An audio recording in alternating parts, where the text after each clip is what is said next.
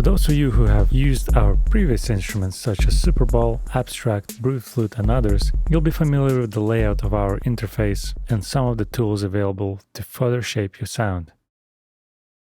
We have carefully designed it so that at any one time you have access to a combination of two pages. These can be opened by clicking the dedicated page tabs at the top of the interface. There is Global and the Gator on the left, and Envelope and Effects on the right. Now let's take a look at the interface in more detail. The tune determines the tuning of the samples and moves in increments of a semitone. To move in increments of cents, hold Alt on Windows or Option on Mac. Command-click returns to default position. There's expression control.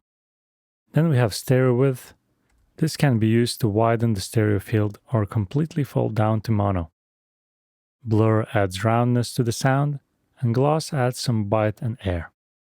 We also have a dedicated velocity switch. It toggles between velocity-defined or manually specified sample layers.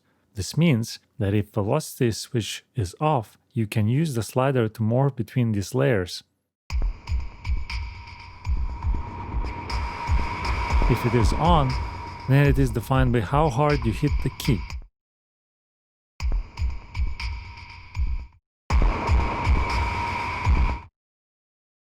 The harder you play, the more aggressive is the treatment. This is a really great way to add some additional motion in your tracks. And make sure you give it a go on some of the presets where morphing happens between different grooves and textures. We are extremely excited to present this unique gating sequencer. It unlocks an enormous amount of creative paths to explore your sonic ideas. The instrument comes with a large number of presets categorized per note duration, but we encourage everyone to use Gator to explore and build unique patterns themselves. There are a total of 32 steps, and each of them can be attenuated independently. To further shape the sequence, you can adjust the length of each step, add swing, change direction of the sequence, shorten, lengthen, or even shift the whole pattern left to right in circles. On top of that, there are two drawing modes which allow the user to draw any shape into the sequencer, or if you feel lucky, hit a randomizer button and start from there. Now let's have a look at it in more detail. An on-off switch is located at the top left. If the Gator is set to on, it will begin stepping when you press the key.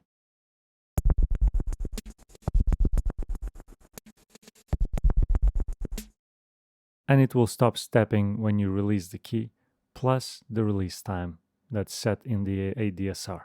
Therefore, gating entire articulation consistently as you wish. If the Gator is set to off, then you can activate it by pressing the Gator key switch.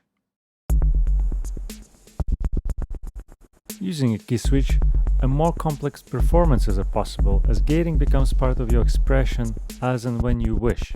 This combined with all the sounds that come in this instrument creates infinite sonic possibilities. Now let's have a look at presets. All presets are stored in folders and categorized by note length. Click on the folder, select the pattern by double-clicking the preset. The fun part here is you don't really have to leave the presets window in order to see and audition the pattern. The window is transparent, which allows you to see what's loaded, and if Gator is turned on, start playing to hear the result. If Gator is off, then don't forget you got the key switch to play with. If you made a pattern you like, just hit save. This will take you to a new window where you can select a folder where to save. We highly recommend saving your own patterns in the user folder. This way, with the future updates, you don't have to worry about losing them. As I mentioned before, the maximum step count is 32 steps. Now you can adjust. Click the last active step above the step attenuator and drag left or right to decrease or increase the number of steps. When the Gator is running, it will wrap around to the beginning after it finishes the last step. The Gator will always begin stepping from the first column, depending on stepping direction. Now let's have a closer look at a step. So a Gator step provides a dual function. Users can set the amount of attenuation per step as well as length of the individual step. Here's a cool tip. You can merge several steps together by turning their lengths to 100%. Okay, now let's have a look at the remaining settings here. Rhythm tree. which determines the duration of each step. Global length, it increases and decreases the step length for all the steps. Strength, step strength, global step attenuation. Swing determines the amount of swing to apply to the pattern steps. Higher swing values cause every other step to be delayed. Next is Step Edit and Draw Curve mode. In Step Edit mode, you can set up step length attenuation for individual steps by clicking and dragging. Alt-click and drag will snap to 0, 25, 50, 75, and 100%. And in Draw mode, the player can draw patterns by clicking and dragging over the entire grid step area. Then you have Randomizer. Throw the dice, you might get lucky. Randomizer sets a random pattern, but step lengths will remain unchanged.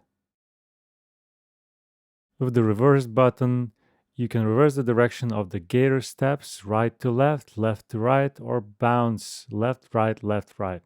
Sequence shift the sequence left and right by one step. Values at the extreme ends wrap around when shifted. If you click Reset, the Gator will reset to its original state at patch load. And if you want a clean slate to start from scratch, click Clear. Envelope tab includes amp, filter, and pitch ADSRs. Pitch ADSR is used to control filter behavior upon each keystroke. With the help of the filter envelope, you can determine the time for filter to open when you hit the key and the time at which it will close after you release the key. Pitch ADSR can be used to control sample's pitch upon each keystroke. This is a classic technique used in synthesis, but is perfect to be used in sampling as well. And is a pretty fun way to warp your samples whilst keeping playability and performance intact. Filter and amp ADSRs can be linked using this button here. Effective changes to the filter controls will be mirrored by the amp and vice versa.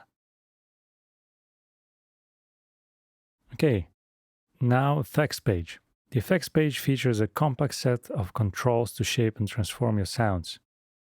Filter section contains 3 independent filters that can be used at the same time: low pass, band pass, high pass. When on, filter button will light up. To access filter settings, click on the type of the filter you would like to adjust. Here you have tape controls. Multiple saturation types are available, but only one can be active at a time. The grade amount determines the level of degradation effect. Effect is switched off if knob is turned all the way down, and automatically switches on as the knob is turned to the right.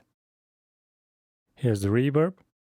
Comes with 65 custom impulse responses, covering a vast array of designed, experimental, and natural, beautiful, lush spaces. Next is the traditional delay. Here you have a delay-free sync toggle button. A toggle is the delay time parameter units between milliseconds and beats. You set to beats, then the time parameter is synced to your DAW tempo.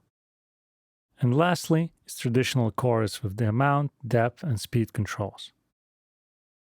Remember that you can get this library both as a contact instrument and as a sample pack, both of which are fantastic options and give you access to a great collection of sounds from Emiliano's world.